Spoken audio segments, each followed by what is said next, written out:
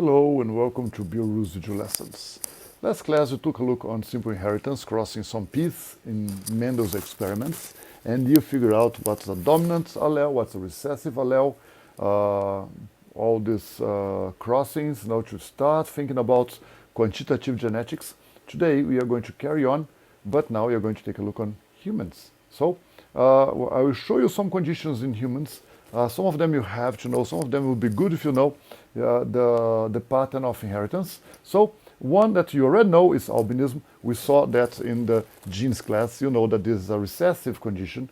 So another one, cystic fibrosis, is a condition where there's a problem in the pumping ions in the lungs, and that changes the consistency of the mucus, and it ends up with people with this not being able to survive much past the 20 years old usually, and it's not a good death, no hard lungs, not something good to see.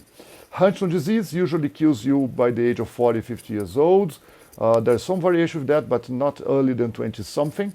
And this condition here, the brain degenerates, and also not a good condition. Is like a very severe, very fast-pacing, very, very dramatic Alzheimer, but it's Huntington. Okay, phenylketonuria is one of those metabolic diseases that you don't manage to metabolize a chemical. In this case, phenylketonuria, you don't manage to metabolize phenylalanine, one of the amino acids that we have in food. If you figure that out, usually in the early, as soon as you get born, fit test, then they take care of your diet. If you don't eat diet rich in phenylalanine, you will be okay. So we'll take a look on the inheritance of this. And finally, polycystic disease, where the kidneys get abnormally big and spongy and stop working. And usually people with this condition will need kidney transplant at some time in their life. So for us to see these conditions here in humans, we are going to be doing that through the pedigree chart. Pedigree chart is a representation of the family history, representation of the family phenotypes. Phenotype is the characteristic. So having phenylketonuria or not having phenylketonuria is a phenotype. Being albino or not albino is a phenotype. Having blue eyes or green eyes or dark eyes, that's phenotype. The genotype is the letters that you put over there, or being homozygote for dominant is being homozygote, recessive, or heterozygote. That's the genotype. So here we have a family tree representing, and here we have another family tree. Let me just speed this up. Okay, we have their family tree, also very similar, but with different phenotypes, different people in the family affected by the condition. Okay, round is for female, squares are for males, triangles or losangles, they are for indeterminate gender. For example, you say, oh, there was a chance of having a child. Child, no determinate gender, so you can put a triangle over there. And the hash, in this case, is the affected or one of the phenotypes that we are talking about. So let's play with albinism. You already know what albinism is, so let's take a look here and make sure that you follow the steps. How do we find out if albinism is dominant or recessive? If you already know the answer, good. If you don't, let's do this together. Dominant or recessive? Okay, one way for doing this is to try to play a hypothesis. Oh, I think it's dominant. So you put there, if this person has albinism, then if it's dominant, big A. Dominants are represented by big A. Okay, big A is something, because if it's a dominant, doesn't need to have anything else. It can be big A, or big A small a.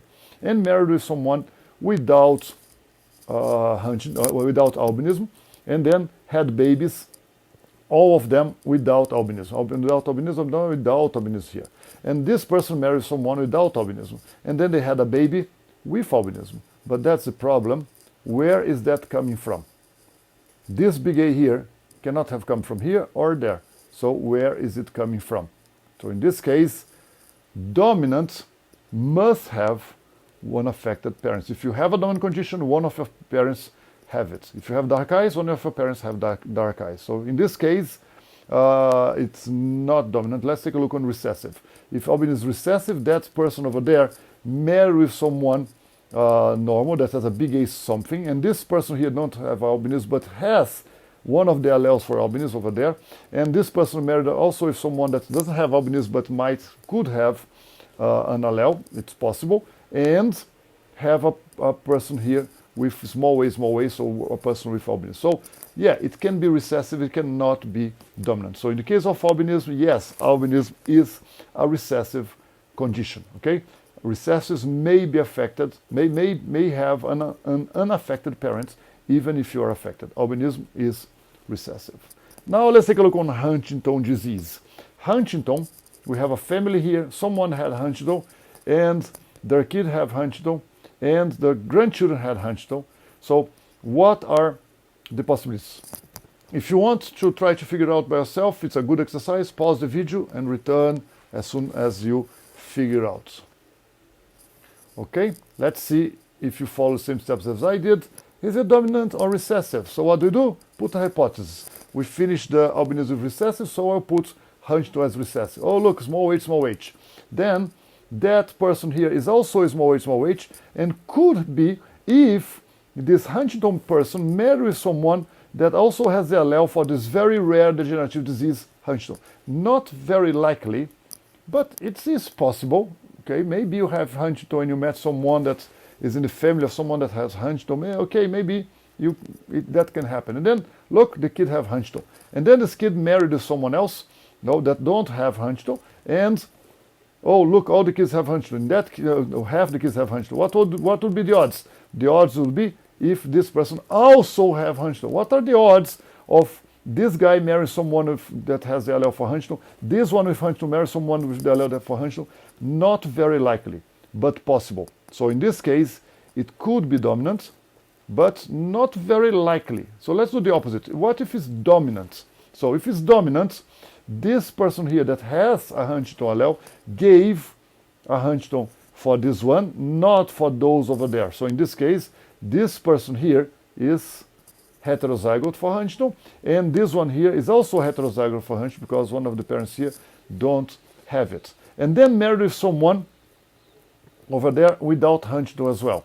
And then half of the children have Huntington, half of the children don't have Huntington. So is this possible? Not only possible, but very likely. Okay, oh, sorry, I went the other way around here. Yeah, so this is kind of likely this can happen. So it could be both, could be dominant, could be recessive. However, Huntington is dominant. We know that by all the traits, all the experiments, all the pedigree charts. And in this case, it's much more likely in this pedigree here for it to have happened by being dominant than by it being recessive, and people marrying always in the family with people that have Huntington. Okay, so Huntington is dominant. Okay, so let's take a look on those conditions from the beginning of the class. What are they? So albinism, cystic fibrosis, Huntington, phenylketonuria, and polycystic kidney disease. Albinism we already saw, it's recessive, it's a recessive condition. Cystic fibrosis, it's also recessive. You will only have cystic fibrosis if both your parents are carriers for the allele. They might be unaffected, they are probably unaffected because people with cystic fibrosis, they don't have a good teenagehood. It's very unlikely that a person with cystic fibrosis managed to reproduce. So it's probably going to be coming with parents that are carriers, heterozygotes, but not affected. What about Huntington? We saw it, it's dominant, done, settle. Phenylketonuria, it's also recessive. You only have phenylketonuria if both of your parents are carriers, heterozygote for phenylketonuria. And polycystic kidney disease, it is dominant.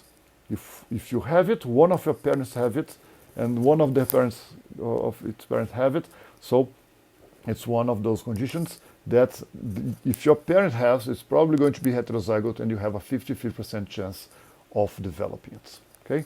All these are autosomic conditions, meaning they are not sex-linked. They are not in the X chromosomes. We will see sex-linked conditions later. For the moment, we are just going to be playing with conditions on simple inheritance, dominant recessive, and autosomic, not sex-linked. Okay? Now you have here an item pool to check out your understanding and a few exercises, and later we're going to be doing lots of exercise on genetics to try to see if you manage to play with this quantitatively. I see you in class.